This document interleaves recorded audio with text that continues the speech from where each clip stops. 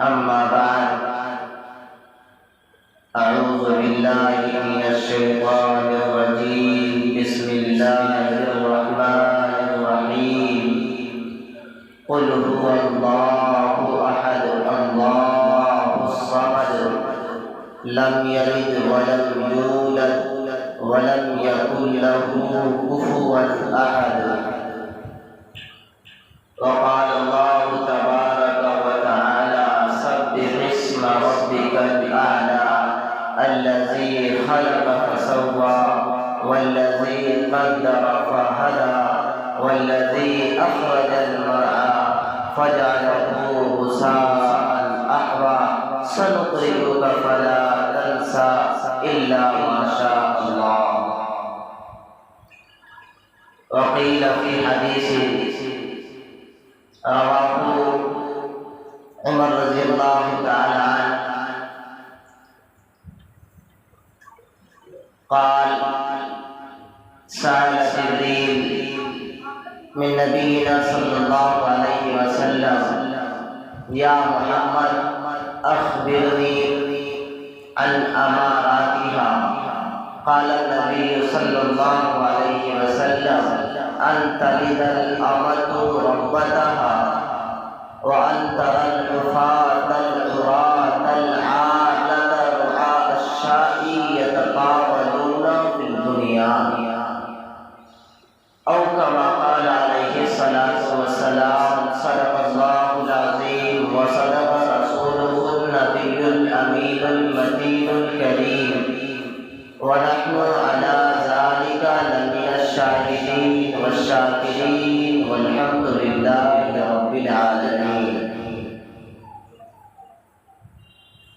رسول مجتبی کہیے محمد مصطفیٰ کہیے، رسول مجتبی کہیے محمد مصطفیٰ کہیے، خدا کے بعد بس وہی ہے، اس کے بعد کیا ہے شریعت کا اسرار کے ختم الانبیاء کہیے، محبت کا تقاضا ہے کہ محبوب خدا کہیے. جب ان کا ذکر آئے تو دنیا سراپا گوش ہو جائے، جب ان کا ذکر آئے تو دنیا سراپا گوش ہو جائے، جب ان کا نام آئے تو دل سے مرحبا صلی علی. میرے پیارے دوستوں، عزیز بھائیوں، حاضرین مجلس، آئیے ہم سب کچھ کہنے اور سننے سے قبل، کچھ سمجھنے اور سمجھانے سے پہلے، ہم محسن انسانیت اس عالم کے پیدا کیے جانے کا سبب گنبد خضرا کے نیچے آرام فرمانے والے آقا و مولا پیارے نبی محمد عربی صلی اللہ علیہ وسلم کی بارگاہ رسالت میں زور زور سے بآواز بلند دل کی دریچے سے کھول کر کے درود شریف کا نذرانہ پیش کریں. پڑھے اللہم صلی علی محمد النبی الامی الکریم وعلی آلہ واصحابہ اجمعین صلی اللہ علیہ وسلم. برادران محترم، عزیزان گرامی، حالات کے مد نظر ایک جگہ جمع ہونا قانوناً جرم ہے. اسی وجہ سے شاید یہاں پہ زیادہ لوگ نہیں ہیں، بس 2-4 لوگ ہیں، لیکن امید ہے میری کہ مائک کے سہارے جو آواز لوگوں کے کانوں تک پہنچ رہی ہے، بس وہ چند منٹ اپنے کاموں کو چھوڑ کر میرے کچھ التماس کو سنیں، اللہ اور اس کے رسول کے کلام کو سن لیں. انشاءاللہ اللہ کی ذات سے امید ہے کہ اللہ تبارک و تعالی ہم سبوں کو ہو سکتا ہے اسے سننے اور سنانے کے صدقے تو فعل ہماری معافی فرمائے اور ہمارے اس سننے اور سنانے کو قبول فرمائے. میرے عزیز بھائیوں، میں نے آپ کے سامنے قرآن کریم کا ایک بہت ہی معتبر اور بہت ہی نرالا، بہت ہی پیارا اور ایسی آیت کا تلاوت کیا ہے جو شاید کہ کوئی ایسا مسلمان ہو جس کو یاد نہ ہو، جس کو معلوم نہ ہو۔ قرآن کریم کے اندر اللہ تبارک و تعالیٰ نے فرمایا قل هو اللہ احد اللہ الصمد لم یلد ولم یولد ولم یکن له کفوا احد۔ پورے قرآن کریم اور پورے شریعت، پورے اسلام، پورا دین، پورا مذہب کا خلاصہ یہ سورہ اخلاص ہے۔ اس سورت کو سورہ اخلاص کہا جاتا ہے، لیکن یہ سورت پڑھنے میں، دیکھنے میں، لکھنے میں بہت چھوٹا ہے، 3 آیت کی سورت ہے، لیکن اس 3 آیت کے اندر اللہ تبارک و تعالیٰ نے سارا دین، سارا مذہب، سارے عقیدت، ساری محبت اور ساری شریعت کو سلو کر کے رکھ دیا۔ اس آیت کے اندر اللہ تبارک و تعالیٰ نے فرمایا قل هو اللہ احد، اے پیارے نبی محمد عربی صلی اللہ علیہ وسلم، اے کائنات کے پیدا کرنے، کائنات کے بنانے کے سبب میرے پیارے محبوب، میرے پیارے نبی، آپ لوگوں سے فرما دیجئے، آپ اپنے ماننے والوں سے فرما دیجئے، اپنے چہیتوں سے، اپنے دل کے اندر بسانے والوں سے آپ فرما دیجئے کہ اے لوگو اللہ ایک ہے، اللہ قل هو اللہ احد، اللہ ایک ہے، اللہ الصمد، اللہ ہی مددگار ہے، اللہ ہی حامی ہے، اللہ ہی سب کو دیکھنے والا ہے، لم یلد ولم یولد، اللہ کو کسی نے پیدا نہیں کیا اور نہ ہی اللہ نہ کسی سے جنا ہے اور نہ ہی اللہ سے کوئی جنا۔ میرے عزیز بھائی اور دوستو، اللہ کو ایک ماننا، اللہ کو ایک ماننا یہ ایک ایمان والوں کی خاص صفت ہے۔ اللہ کو ایک ماننا اور اللہ ہی سے مدد طلب کرنا یہ ایک مومن کی پہچان اور ایک مومن کی خاص صفت ہے۔ اللہ کو اللہ نہ کسی سے جنا گیا ہے اور نہ ہی اللہ سے کوئی جنا ہے۔ وَلَمْ يَكُنْ لَهُ كُفُوًا أَحَدٌ، اور نہ اللہ کا ہمسر ہے کوئی اور نہ اللہ کا برابر ہے کوئی۔ میرے عزیز بھائیوں، لیکن اللہ کو ایک ماننا، اللہ کو ایک ماننا یہ ایمان والوں کی صفت ہے۔ تو ہم ایمان والے بنیں گے کیسے؟ ہمارے اندر ایمان آئے گی کیسے؟ ہم مومن کہلائیں گے کیسے؟ مومن کا لیبل، مومن کا سرٹیفکیٹ ہمارے پاس آئے گا کیسے؟ اس کے لیے ہمیں آنا پڑے گا گنبد خضرا کے نیچے آرام فرمانے والے ہمارے محسن و آقا تاجدار مدینہ محمد عربی صلی اللہ علیہ وسلم کی شیتل چھائے کے اندر، میرے پیارے نبی کی محبت کے مدرسوں کے اندر آنا پڑے گا۔ میرا نبی، میرے نبی کے فرمان کو سمجھنا پڑے گا۔ حضرت عمر رضی اللہ تعالی عنہ سے ایک حدیث روایت ہے، اس حدیث کو حدیث جبرائیل کے نام سے جانتے ہیں۔ کس نام سے جانتے ہیں؟ حدیث جبرائیل۔ حدیث کی کتاب کے اندر بہت بڑی حدیث ہے یہ۔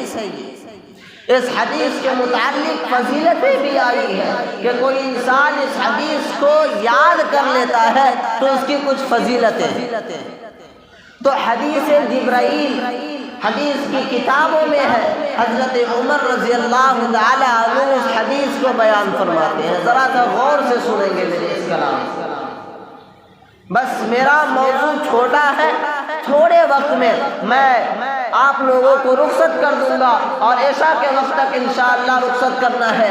حدیث جبرائیل کے نام سے یہ حدیث جانا جاتا ہے۔ حضرت عمر رضی اللہ تعالی عنہ اس کے راوی ہیں۔ راوی کہتے ہیں حدیث کو بیان کرنے والے، حدیث کو بتلانے والے، حدیث کو پاپولر کرنے والے لوگ۔ حضرت عمر رضی اللہ تعالیٰ عنہ بیان فرماتے ہیں بینما نحن عند رسول اللہ صلی اللہ علیہ وسلم، کہ ہم لوگ ایک مرتبہ اپنے پیارے نبی صلی اللہ علیہ وسلم کی آغوش میں بیٹھے تھے، اللہ کے نبی کے محفل کے اندر بیٹھے تھے۔ جس طریقے سے ہم لوگ یہاں بیٹھے ہیں اس طریقے سے اللہ کے نبی کی محفل لگتی تھی، صحابہ کرام بیٹھا کرتے تھے، بیٹھے ہوئے تھے۔ اچانک سے ایک آدمی آتا ہے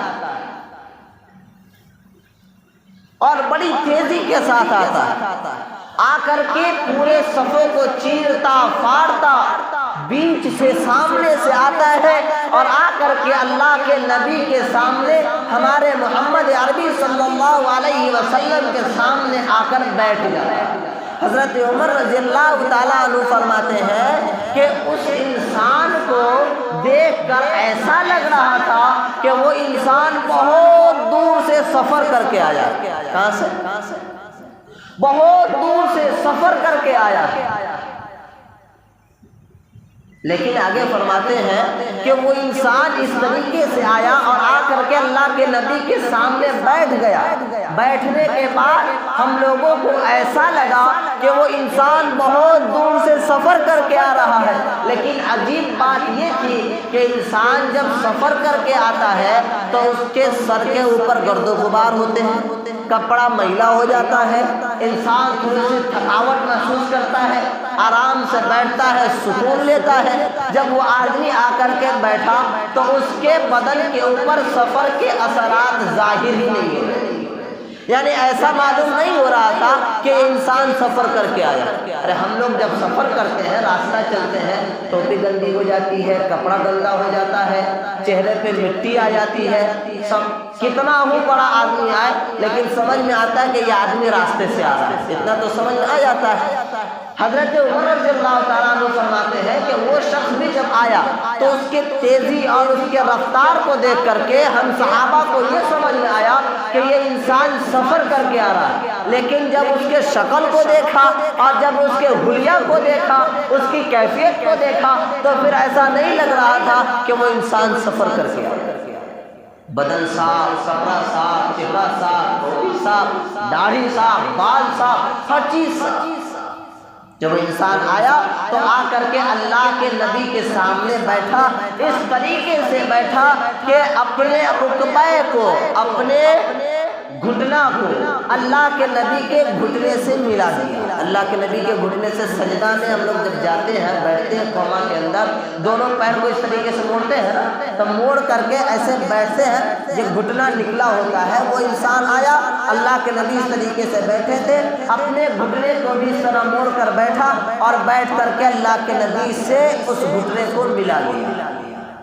حدیث کے الفاظ میں گھٹنے کو ملا لیا اور اپنے دونوں ہاتھ کو وَوَضَعَ كَفَّيْهِ عَلَى فَخِذَيْهِ،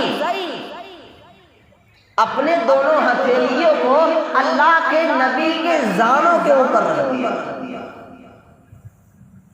اور زانوں کو اوپر رکھ کر کے فرمایا یا محمد اخبرنی عن الاسلام،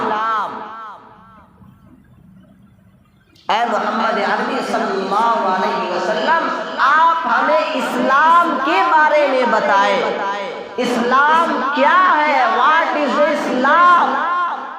اسلام ہے کیا چیز؟ اسلام کی حقیقت کیا ہے؟ آپ ہمیں اسلام کے بارے میں بتلائیں، اسلام کے بارے میں سمجھائیں، اسلام کی شکل کو ہمیں دکھائیں۔ قربان جاؤ میرے آقا نامدار مدینے کے تاجدار احمد مصطفیٰ محمد مصطفیٰ صلی اللہ علیہ وسلم کی پیارے ذات گرامی پر میرے مصطفیٰ نے فرمایا الاسلام ان تشہد ان لا الہ الا اللہ وان محمدا عبدہ ورسولہ واقام الصلاۃ وایتاء الزکاۃ والحج ان استطعت الیہ سبیلا وصوم رمضان۔ میرے پیارے نبی صلی اللہ علیہ وسلم نے ارشاد فرمایا او آنے والے نے جب تم نے اسلام کے بارے میں سوال کیا ہے، اسلام کے بارے میں پوچھا ہے، اسلام کی جانکاری لینا چاہتا ہے، جب تو یہ چاہ رہا ہے کہ تمہارے سامنے اسلام کی حقیقت کو پیش کیا جائے، اسلام کی بنیاد کو بیان کیا جائے، اسلام تجھے میں سمجھاؤں، تو آؤ سنو۔ میرے نبی نے فرمایا الاسلام ان تشہد ان لا الہ الا اللہ وان محمدا عبدہ ورسولہ۔ اسلام یہ ہے کہ تم اس بات کی گواہی دو، اس بات کا اقرار کرو، اس بات کا اقرار کرو اشہد ان لا الہ الا اللہ، کہ اللہ کے علاوہ کوئی معبود نہیں، اللہ کے علاوہ کوئی پوجنیہ نہیں، اللہ کے علاوہ کوئی پیدا کرنے والا نہیں، اللہ کے علاوہ کوئی اس کائنات کو بنانے والا بسانے والا نہیں، اللہ کے علاوہ کوئی ہماری وجود بخشنے والا نہیں، اللہ کے علاوہ کوئی ذات ایسی نہیں ہے جس کے سامنے سر کو جھکایا جائے، اور اس بات کا اقرار کرو، اس بات کی گواہی دو، اس بات کا اقرار کرو اشہد ان محمدا عبدہ ورسولہ، کہ اللہ نے جس پیغمبر کو، اللہ نے جس میسنجر کو، اللہ نے جس رسول کو اس دنیا کے اندر محمد کے نام سے بھیجا ہے، احمد کے نام سے بھیجا ہے، وہ نبی ہے، وہ رسول ہے، وہ اللہ کا بندہ ہے، اللہ کا بھیجا ہوا پاکیزہ رسول، اللہ کا بھیجا ہوا پاکیزہ میسنجر ہے، اللہ کا محبوب، اللہ کا حبیب ہے، سارے جہاں کو پیدا کرنے کا سبب ہے، سارے جہاں کو بنانے کا سبب ہے، ہواؤں کو پیدا کرنے کا سبب ہے، درندوں کو پیدا کرنے کا سبب ہے، انسانوں کو پیدا کرنے کا سبب ہے، ساری کائنات کو پیدا کرنے کا سبب وہ پیارا محبوب ہے۔ اس بات کا تمہیں گواہی دینا پڑے گا، اس بات کا تمہیں اقرار کرنا پڑے گا۔ پھر اس کے بعد وَإِقَامَ الصَّلَاةِ، اور نماز کو قائم کرو، نماز کو قائم کرو۔ نماز کیا ہے؟ نماز کیا ہے؟ میرے عزیز نوجوانوں، میرے پردہ نشین ماؤں اور بہنوں جو اپنے گھر کے اندر بیٹھ کر میری باتوں کو سن رہی ہو، ذرا غور سے سننا۔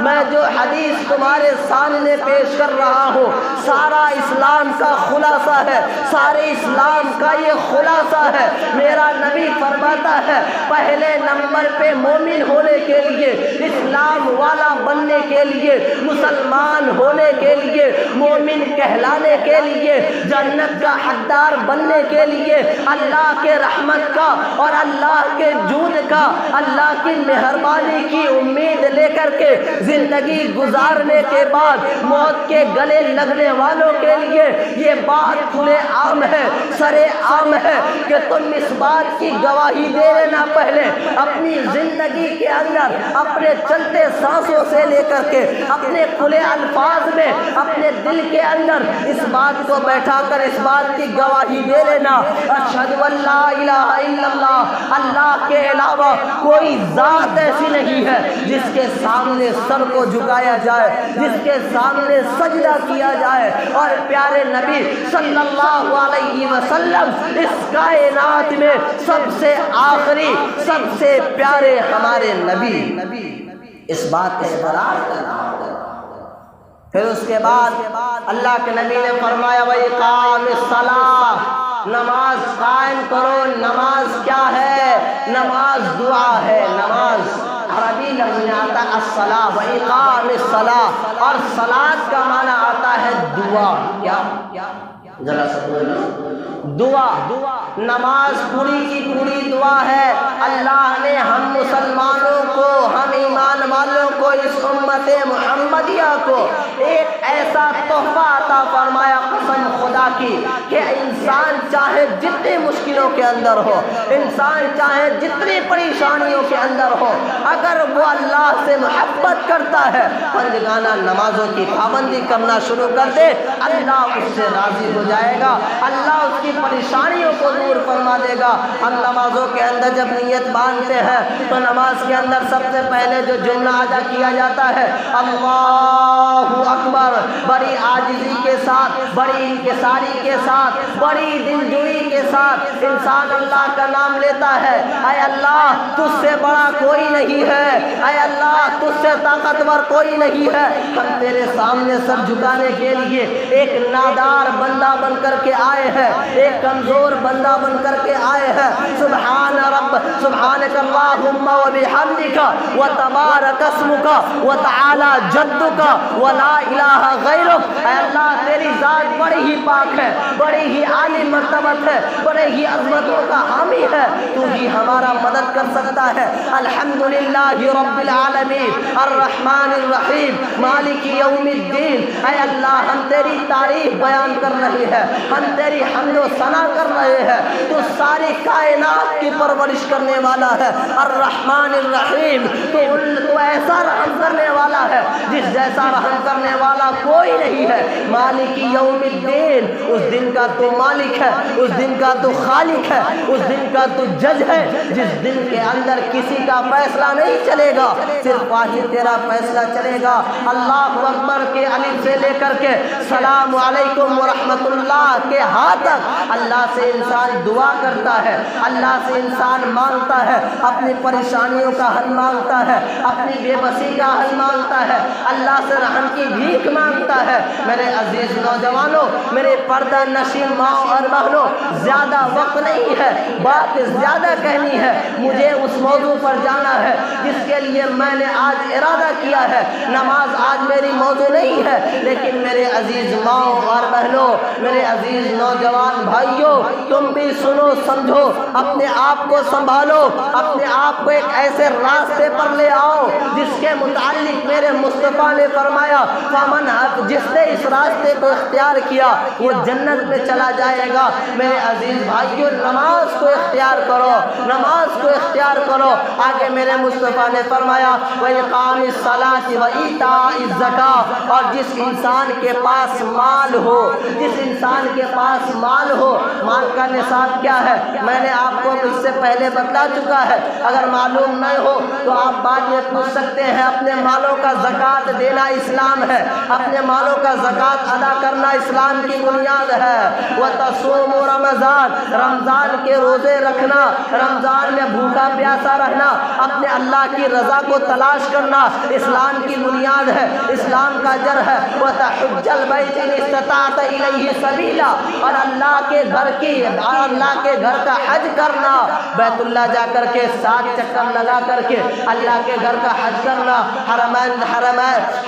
حرم شریف میں جا کر کے اللہ کے سامنے حاضری دینا، لبیک اللہم لبیک لبیک اللہم لبیک کی صدائیں بلند کرنا۔ اگر تمہارے پاس طاقت ہے، اتنا طاقت اتنا پیسہ ہے کہ تم حج کرنے جا سکتے ہو اور آ کر کے وہاں سے اپنی زندگی کو حلال راستے پر کے گزار سکتے ہو، پھر تمہارے اوپر حج فرض ہے۔ میرے عزیز بھائیوں، اللہ کے نبی صلی اللہ علیہ وسلم کے سامنے وہ فرشتہ آیا اور پوچھا یا نبی اللہ اخبرنی عن الاسلام، میرے مصطفیٰ نے بتلایا الاسلام ان تشہد ان لا الہ الا اللہ فلاں فلاں فلاں فلاں۔ اس شخص نے پھر دوبارہ پوچھا یا نبی اللہ یا محمد اخبرنی عن الایمان، میرے مصطفیٰ صلی اللہ علیہ وسلم نے ارشاد فرمایا الایمان ان تؤمن باللہ وملائکتہ وکتبہ ورسلہ والیوم الآخر والقدر خیرہ وشرہ من اللہ تعالی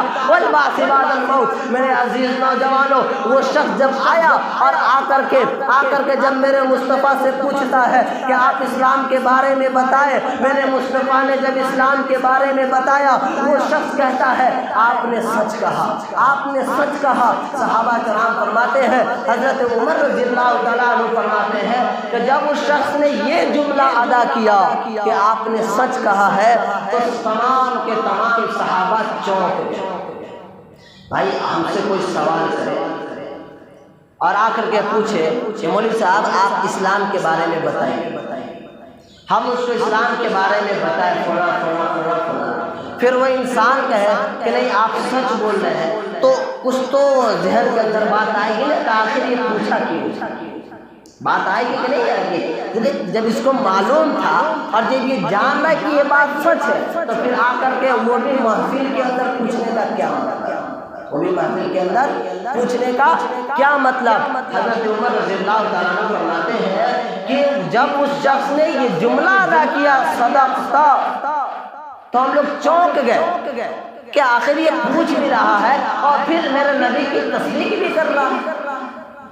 پوچھنے والوں کو چاہیے کہ وہ پوچھ لے تو آپ معلوم کرے کہ یہ راستہ صحیح ہے یا غلط ہے۔ اگر صحیح راستہ ہے تو عمل شروع کرے، غلط راستہ ہے چھوڑ دے۔ صدقہ کہنے کی کیا ضرورت ہے، تصدیق کرنے کی کیا ضرورت ہے؟ صحابہ چونک گئے۔ پھر اس شخص نے آگے سوال کیا، یا نبی اللہ آپ اس بارے میں بتائیں کہ ایمان کیا چیز ہے، ایمان کیا ہے؟ اللہ کے نبی صلی اللہ علیہ وسلم نے ارشاد فرمایا، الایمان ان تؤمن باللہ وملائکتہ وکتبہ ورسلہ والیوم الآخر والقدر خیرہ۔ کہ وہ آنے والے جب تم پوچھ رہا ہے کہ ایمان کیا ہے تو سن لو، ایمان یہ ہے کہ تم اللہ ایمانیت تؤمن باللہ وملائکتہ، کہ تم اللہ پر ایمان لے آؤ، وملائکتہ اور اس کے فرشتوں پر ایمان لے آؤ، وکتبہ اور اس کی کتابوں پر ایمان لے آؤ، ورسلہ اور اس کے رسولوں پر، تمام رسولوں پر، جتنے بھی انبیاء اس دنیا کے اندر آئے ہیں سارے انبیاء پر، سارے رسولوں پر ایمان لاؤ، یہ ایمان ہے۔ وملائکتہ وکتبہ ورسلہ والیوم الآخر اور آخرت کے دن پر، بہت بڑا مسئلہ ہے، بہت بڑا، آخرت کے دن پر ایمان لے آؤ، بغیر دیکھے، بغیر جانے، بغیر سمجھے، اپنے عقل کو بوجھ مت دو، اس کے باوجود آخرت کے دن پر ایمان لے آؤ۔ کس طریقے سے اللہ تبارک و تعالیٰ اس کائنات کو درہم برہم کرے گا، پھر تمہاری وجود بخشی جائے گی، پھر تمہیں اٹھایا جائے گا، میدان محشر میں دوڑایا جائے گا، اس بات کو تم تصور میں نہ لاؤ، بلکہ بغیر دیکھے اس کے اوپر ایمان لے آؤ، یہی ایمان ہے۔ والقدر خیرہ وشرہ، اچھی بری تقدیر کے اوپر بھی ایمان لے آنا، یہ ایمان۔ کتنی باتیں ہوئی؟ کتنی باتیں ہوئی؟ دو باتیں پوچھا، آنے والا شخص کتنی باتیں پوچھا؟ دو بات۔ اسلام کیا ہے، ایمان کیا ہے؟ اسلام معلوم ہو گیا، ایمان معلوم ہو گیا، پھر اب آگے وہ شخص سوال کرتا ہے، یا محمد اخبرنی عن الاحسان۔ چھوٹا جملہ ہے لیکن بات بہت بڑی ہے۔ اخبرنی عن الاحسان، آپ مجھے احسان کے بارے میں بتائیے۔ ہماری زبان میں اگر احسان کہا جائے تو یہی ہوگا کہ کسی کے ساتھ بھلائی کرنا، یہی ہوگا نا۔ احسان کریں گے تو 10 روپیہ دے دیں گے، احسان کریں گے ایک وقت مولوی صاحب کو دعوت کھلا دیں گے، احسان کریں گے مسجد میں 50 روپیہ دے دیں گے، یہی احسان ہوگا۔ لیکن میرے نبی صلی اللہ علیہ وسلم نے ارشاد فرمایا، ان تعبد اللہ کأنک تراہ فإن لم تکن تراہ فإنہ یراک۔ غور کرو مسلم بھائیوں، غور کرو مسلم ماں اور بہنوں، ذرا تصور کرو احسان لفظ کس چیز کا نام ہے، احسان ہے کیا چیز؟ میرے پیارے نبی صلی اللہ علیہ وسلم نے ارشاد فرمایا، ان تعبد اللہ کأنک تراہ فإن لم تکن تراہ فإنہ یراک۔ احسان یہ ہے کہ جب تم اپنے اللہ کی عبادت کرو، کیا کرو؟ اپنے اللہ کی عبادت کرو تو اس طریقے سے کرو، اس طریقے سے کرو، اور ایسا جی لگاؤ، ایسا دھیان لگاؤ اور ایسا من بنا لو کہ گویا تم اللہ کو دیکھ رہے ہو۔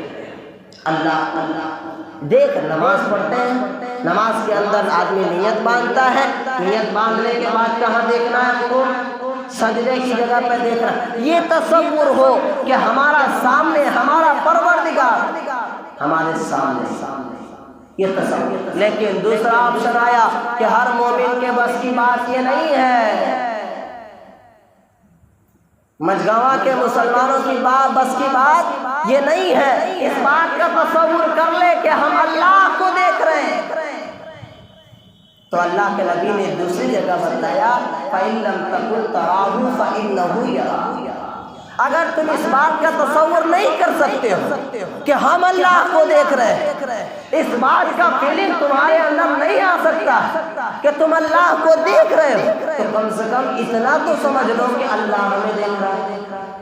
اتنا تو ہو سکتا ہے نا، ہم اللہ کو نہیں دیکھ سکتے لیکن اللہ تو ہمیں دیکھ رہا ہے۔ اگر اس طریقے سے تم عبادت کرو گے تو یہ احسان کہلائے گا، یہ اعلیٰ درجے کا اور بہت اونچے لیول کا عبادت ہوگا۔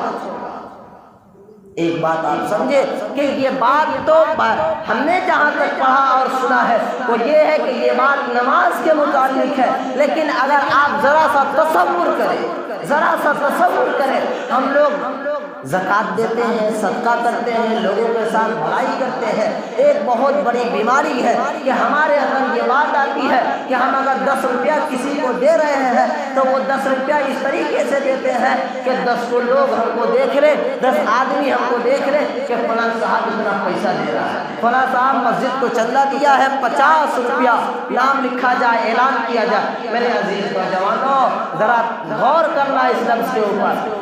اس طریقے سے صدقہ دینا بھی تو عبادت ہے نا، عبادت ہے کہ نہیں ہے؟ ارے زکوٰۃ دینا کم سے کم سر تو ہلا لو، نہیں بول پاؤ گے تو زکوٰۃ دینا عبادت ہے، صدقہ کرنا عبادت ہے، کسی کے ساتھ بھلائی کر دینا عبادت ہے۔ تو عبادت کے اندر جس طریقے سے نماز ہے اسی طریقے سے صدقہ کرنا بھی ہے، اسی طریقے سے بھلائی کرنا بھی ہے۔ صرف نماز ہی کے لیے آپ یہ نہ سمجھے کہ نماز ہی کے اندر ہے ہم مردار لیے اللہ ہم کو دیکھ رہا، یہ نہیں ہے۔ ہم دوسری جگہ بھی جب اپنی عبادت کو کرے تو اس بات کا خیال رہے کہ ہم 10 روپیہ کسی فقیر کو دے رہے ہیں، اگر 10 روپیہ ہم عیدگاہ میں، قبرستان میں، مسجد میں یا کہیں پہ ہم چندہ دے رہے ہیں تو اس بات کا خیال کرو ہمیں لوگ نہ دیکھے، اللہ دیکھ رہا ہے، اللہ دیکھ رہا ہے۔ وہ پروردگار ہمیں دیکھ لیا، ہمارا کام بن گیا۔ میرے عزیز بھائیوں، میرے مصطفیٰ نے فرمایا الاحسان ان تعبد اللہ کانک تراہ فإن لم تکن تراہ فإنہ یراک۔ یہ ساری باتیں یہاں پہ بیٹھے ہوئے لوگوں ہی کے لیے نہیں ہے، بلکہ میری وہ مائیں، میری وہ بہنیں، میری وہ بہویں، میری وہ بیٹیاں اور میری وہ مسلم کمیونٹی اور سوسائٹی کی اہلیہ جو سن رہی ہے ان کے لیے بھی ہے کہ آپ بھی اس بات کو سنیں اور جب کہیں پہ کچھ دینے کا ارادہ کریں اس طریقے سے دے کہ اللہ آپ کو دیکھ رہا ہے۔ آپ جب نماز پڑھے اس طریقے سے پڑھے کہ آپ کے دل کے اندر ہو کم از کم کہ اللہ ہمیں دیکھ رہا ہے۔ میرے عزیز بھائیوں، آگے چلے، آگے وہ شخص پوچھتا ہے یا محمد اخبرنی عن الساعہ، اے محمد عربی صلی اللہ علیہ وسلم آپ مجھے ذرا سا قیامت کے بارے میں بتائیں، قیامت کے بارے میں بتائیے، قیامت کیا چیز ہے؟ اللہ کے نبی صلی اللہ علیہ وسلم نے ارشاد فرمایا مل مسئول عنہا بأعلم من السائل، کہ جس سے قیامت کے بارے میں پوچھا جا رہا ہے، جس سے آپ ہم سے پوچھ رہے ہیں تو ہم آپ کو جواب دیں گے کہ آپ ہم سے پوچھ رہے ہیں، ہم سے زیادہ تو جانکار آپ خود ہیں، کہتے ہیں کہ نہیں کہتے؟ تو یہی معاملہ ہے وہاں پہ اللہ کے نبی سے جب اس نے پوچھا کہ آپ قیامت کے بارے میں ہم کو بتائیں تو اللہ کے نبی نے فرمایا مل مسئول عنہا بعلم من السائل، کہ جس سے تم پوچھ رہے ہو قیامت کے بارے میں اس سے زیادہ تو تم خود ہی جان رہے ہو، تو ہم سے کیوں پوچھ رہے ہو؟ تو پھر اس شخص نے آگے کہا یا محمد اخبرنی عن اماراتہا، اصل پوائنٹ گن کے اوپر ابھی پہنچے ہیں۔ اس شخص نے کہا اے نبی اکرم صلی اللہ علیہ وسلم اگر آپ قیامت کے بارے میں نہ بتا رہے ہیں، قیامت کے بارے میں آپ کا یہ کہنا ہے کہ مل مسئول عنہا بعلم من السائل، تو کم سے کم اتنا تو بتائیے کہ قیامت کی نشانی کیا ہوگی، یہ تو بتائیں گے کہ قیامت کی نشانی کیا ہوگی۔ اور میرے عزیز نوجوانوں ذرا دل تھام کر سننا، میرے مصطفیٰ نے فرمایا اس کی علامت یہ ہوگی ان تلد الامۃ ربتها وان ترى الحفاة العراة العالة رعاء الشاء يتطاولون في البنيان۔ بہت بڑی بات ہے میرے عزیز بھائیوں، میرے اللہ کے نبی صلی اللہ علیہ وسلم نے ارشاد فرمایا کہ قیامت کی نشانی یہ ہے کہ تم باندی کو دیکھو۔ کس کو؟ باندی نہیں سمجھ رہے، बादी पहले ज़माने में हुआ करता था कि कहीं लड़ाई हुआ करती थी, मुठभेड़ होता था और उसके अंदर जीत लिया जाता था। किसी को मिसाल के तौर पे मुस्लिम गैर मुस्लिम में लड़ाई हुई और लड़ाई में एक कौम ने फतह हासिल किया। अब फतह हासिल करने के बाद उसमें से जिसको पकड़ करके ले आए, अगर मर्द को पकड़ कर लाए गुलाम हुआ और औरत को पकड़ लाए वो क्या हुआ? बादी। तो इस वक्त तो बादी का सिस्टम नहीं है, लेकिन ये गुलाम तो समझ में आ जाएगा, नौकरानी तो समझ में आ जाएगी। तो नौकरानी समझे आप कि अल्लाह के नबी ने फरमाया अन तलिदल अमतु रब्बतहा, क़यामत की बड़ी निशानी ये है कि तुम बादियों को देखोगे वो अपने परवर की, अपने पालने वाले को जलेगी। ऐसा होता है का बेटा बाप को पैदा कर दे, हुआ है कभी? हुआ है? नहीं है। अल्लाह के नबी ने फरमाया कि बादी जो है अपने परवर को, अपने आका को जलेगी। क्या मतलब? फिर आगे फरमाया अंतरल उफात अल उरात रआ अशाई यततावलून फिल बुनियान, खाली पैर, नंगा पैर, चप्पल नहीं है पैर के अंदर, बदन के ऊपर कपड़ा नहीं है, उरात नंगा है, पहनने को कपड़ा नहीं है, डिंडोल नहीं है, चलने के लिए चप्पल नहीं है। आमत यततावलून फिल बुनियान, इतनी फकीरी की आलम होगी, लेकिन इसके बावजूद वो मकान बनाने में, घर बनाने में, बिल्डिंग बनाने में एक दूसरे से मुकाबला करें। ये क़यामत की निशानी अल्लाह के नबी ने बताया।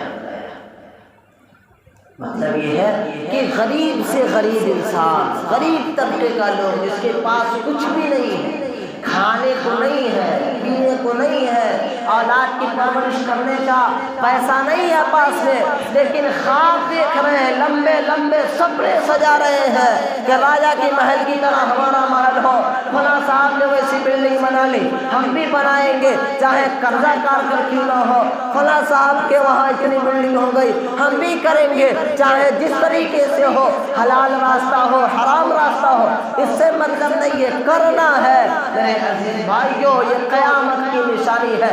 इंसान अपने बस के बाहर का काम करने लगे, जो इंसान के वुसअत में न हो, इंसान के ताकत में न हो, इंसान के हाथ में न हो, और उस काम को करने का सपना देखने लगे, उस काम को करने का ठानने लगे, तो फिर आलम क्या होगा? जब हमारे बस में नहीं है मकान का बनाना, हमारे बस में नहीं है बिल्डिंग का तामीर करना, ज़रा तसव्वुर कीजिएगा, ज़रा सोचिएगा, जो ये अभी समाज चल रहा है, जो सोसाइटी चल रही है, इसी के लिहाज से हम बात कर रहे हैं कि अगर हमारे पास मोटरसाइकिल खरीदने की ताकत नहीं है, बहुत गरीब किस्म के लोग हैं, खाने को पैसा नहीं है, मांग चाल कर खाते हैं, या चलिए 10 रुपया कमाते भी हैं, हलाल रोटी खा रहे हैं, लेकिन बाइक खरीदने की ताकत नहीं।